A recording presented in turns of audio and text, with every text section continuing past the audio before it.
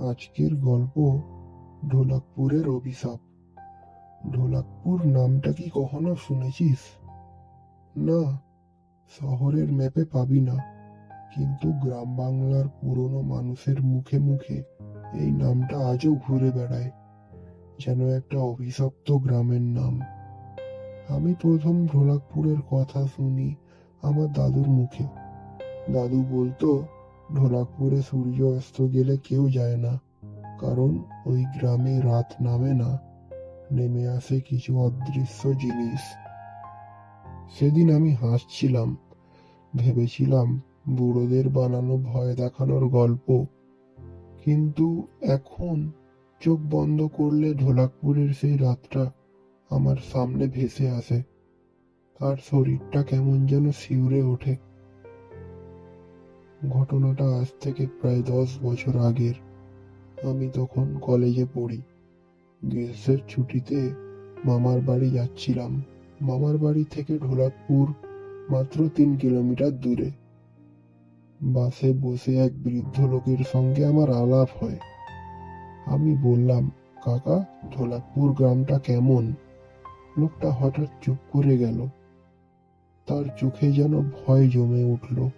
সে ফিসফিস করে বলল, বাবা, ওই নামটা মুখে আনিস না। ওখানে গেলে আর আগের মতো মানুষ থাকা যায় না। আমি হেসে বললাম, কেন কাকা, ভূত আছে নাকি? লোকটা আমার দিকে তাকিয়ে বলল, ভূত না বাবা, ওখানে আছে অভিশাপ। তারপর আরো একটা কথা বলল না। পরদিন বিকেলে কৌতূহল সামলাতে না পেরে আমি ঢোলাকপুরের দিকে রওনা দিলাম। গ্রামের পথে ঢুকতেই অদ্ভুত একটা অনুভূতি হলো। রাস্তার দুই পাশে বিশাল গাছ। গাছগুলোর ডাল এমন ভাবে ঝুলে আছে যেন কেউ হাত বাড়িয়ে আমাকে ধরতে চাইছে। পাখির শব্দ নেই, কুকুরের ডাক নেই, শুধু নিস্তব্ধতা। গ্রামে ঢুকতেই দেখলাম বাড়িগুলো পুরনো, দেয়াল, দরজাগুলো আধ খোলা, কিন্তু আশ্চর্যের বিষয়, লোকজন খুব কম। একটা চায়ের দোকানে ঢুকলাম। দোকানদার আমাকে দেখে অবাক হয়ে গেল। আমি জিজ্ঞেস করলাম, কাকা, এখানে এত কম লোক কেন? দোকানদার কিছুক্ষণ চুপ করে থেকে বলল, কারণ এই গ্রামে রাত নামে না, রাত এলে মানুষ হারিয়ে যায়। চায়ের দোকানে বসে এক বৃদ্ধ লোক আমার পাশে এসে বসলো। তার চোখে ছিল ভয় আর ক্লান্তি। সে ধীরে ধীরে বলতে শুরু করলো, অনেক বছর আগে ঢোলাকপুর ছিল খুব সুখী গ্রাম। ধানের মাঠ, নদী, হাসি খুশি মানুষ। কিন্তু একদিন গ্রামের মাঝখানে একটা অদ্ভুত ঘটনা ঘটে। এক রাতে গ্রামের মাঝখানে বিশাল একটা ঢোল বাজাতে থাকে। কেউ বাজায়নি, কিন্তু ঢোল বাজছিল। লোকজন ভয় পেয়ে ঘর থেকে বেরিয়ে আসে। আর ঠিক তখনই তারা দেখে বটগাছের নিচে দাঁড়িয়ে আছে এক অচেনা নারী। তার চোখ লাল, চুল এলোমেলো, আর গলায় ঝুলছে একটা রক্তমাখা মালা। সে বলেছিল, এই গ্রাম আমাকে ভুলে গেছে, এবার আমি এই গ্রামকে ভুলিয়ে দেব। পরদিন সকালে দেখা গেল গ্রামের 5 জন মানুষ নিখোঁজ। তারপর থেকে প্রতি পূর্ণিমার রাতে কেউ না কেউ হারিয়ে যেতে লাগলো। আমি তো শুনে আমার গা শিউরে উঠল। আমি জিজ্ঞেস করলাম, ওই নারী কে ছিল? বৃদ্ধ লোকটা বলল, সে ছিল এই গ্রামের এক মেয়ে। নাম ছিল তার মালতী। মালতী ছিল এই গ্রামের সব থেকে সুন্দরী মেয়ে। সে ভালোবাসতো গ্রামের এক যুবককে, রঘু ছিল তার নাম। কিন্তু গ্রামের ধনী জমিদারের ছেলে মালতীকে জোর করে বিয়ে করতে চেয়েছিল। মালতী রাজি হয়নি। এক রাতে জমিদারের লোকেরা মালতীকে তুলে নিয়ে যায়। পরের দিন সকালে গ্রামের বাইরে নদীর ধারে মালতীর মৃতদেহ পাওয়া যায়। লোকজন ভয় পেয়ে চুপ করে যায়। কেউ প্রতিবাদ করেনি, কেউ বিচারও চায়নি। সেই দিনই মালতীর আত্মা অভিশাপ দেয়, তোমরা আমার জন্য কিচ্ছু করনি, এবার তোমাদের কেউই শান্তিতে থাকতে পারবে না। তারপর থেকেই ঢোলাকপুর অভিশপ্ত হয়ে যায়।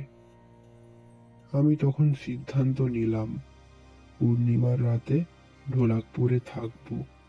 মামা আমাকে অনেক বাধা দিল, বলল পাগল হয়েছিস নাকি, ওখানে রাত কাটালে আর ফিরে আসতে পারবি না। কিন্তু আমি শুনলাম না। পূর্ণিমার রাতে ঢোলাকপুরে গেলাম। গ্রামে ঢুকতেই সব বাড়ির দরজা বন্ধ, কেউ বাইরে নেই। হঠাৎ দূর থেকে ঢোলের শব্দ ভেসে এলো, ধুমধুম করে আওয়াজ। আমার বুক কাঁপতে লাগলো। আমি ধীরে ধীরে বটগাছের দিকে এগোলাম। বটগাছের নিচে গিয়ে যা দেখলাম তা আজও ভুলতে পারি না। চাঁদের আলোয় দাঁড়িয়ে আছে এক নারী, সাদা শাড়ি, কিন্তু শাড়িতে রক্তের দাগ, চুল মুখ ঢেকে রেখেছে। সে ধীরে ধীরে আমার দিকে তাকালো। তার চোখ মানুষের চোখ না, ভেতরে আগুন জ্বলছিল। সে বলল, তুমি নতুন মানুষ, তুমি কি আমার গল্প শুনতে এসেছো? আমি কথা বলতে পারছিলাম না। সে আবার বলল, এই গ্রাম আমাকে হত্যা করেছে, তুমি কি বিচার করবে? হঠাৎ আমার চারপাশে অদ্ভুত শব্দ হতে লাগলো। মনে হলো কেউ হাঁটছে, কেউ ফিসফিস করছে। আমি পেছনে তাকিয়ে দেখি গ্রামের হারিয়ে যাওয়া মানুষগুলো দাঁড়িয়ে আছে। তাদের চোখ ফাঁকা, মুখে কোনো অনুভূতি নেই। মালতী তখন বলল, যারা আমাকে অন্যায় করেছে তাদের আত্মা আমি নিয়ে এসেছি, এখন তারা আমার সঙ্গী। আমি বুঝলাম ঢোলাকপুরের মানুষ আসলে মরেনি, তারা বন্দী হয়ে আছে মালতীর আত্মার কাছে। হঠাৎ সে আমার দিকে হাত বাড়ালো। সে বলল, তুমি যদি আমার কথা সবাইকে না বলো তবে তুমিও এখানেই থেকে যাবে। আমি দৌড় শুরু করলাম। পিছন থেকে ঢোলের শব্দ আরো জোরে জোরে বাজতে লাগলো। গাছের ডাল নড়ছে, মাটি কাঁপছে, আকাশ অন্ধকার হয়ে গেছে। আমি গ্রামের সীমানা পার হতেই হঠাৎ সব কমে গেল। পরের দিন সকালে গ্রামে গিয়ে দেখি ঢোলাকপুর যেন নেই। যেখানে গ্রাম ছিল সেখানে শুধু জঙ্গল, কোনো বাড়ি নেই, কোনো মানুষ নেই। আমি হতবাক হয়ে গেলাম। গ্রামের বাইরে এক বৃদ্ধ লোককে পেলাম। সে বলল, ঢোলাকপুর তো অনেক বছর আগেই মুছে গেছে বাবা, তুমি যেটা দেখেছো সেটা বাস্তব নয়, ওটা অভিশাপের ছায়া। তখন আমি বুঝলাম আমি শুধু গ্রাম দেখিনি, আমি দেখেছি এক অভিশপ্ত আত্মার রাজ্য।